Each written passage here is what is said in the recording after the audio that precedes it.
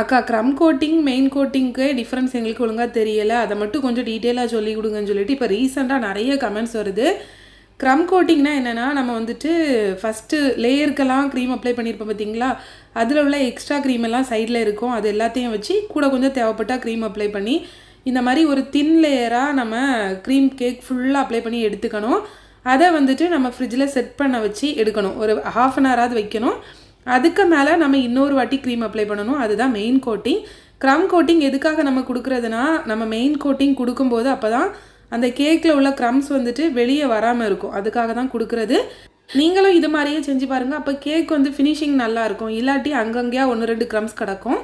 க்ரம் கோட்டிங்க்கு முடிஞ்ச வரைக்கும் அந்த சைட்லலாம் இருக்கக்கூடிய எக்ஸ்ட்ரா க்ரீமை வச்சே ஃபுல்லாக அப்ளை பண்ணி எடுத்து ஃப்ரிட்ஜில் செட் பண்ண வச்சுருங்க, அதுவே கரெக்டாக தான் இருக்கும். நீங்கள் ஒருவேளை கேக் ஆர்டர் பண்ணணுன்னா கீழே இருக்க நம்பருக்கு வாட்ஸ்அப் பண்ணுங்கள். கன்னியாகுமரி டிஸ்ட்ரிக்டில் ஹோம் டெலிவரி கூட இருக்குது. பாய்.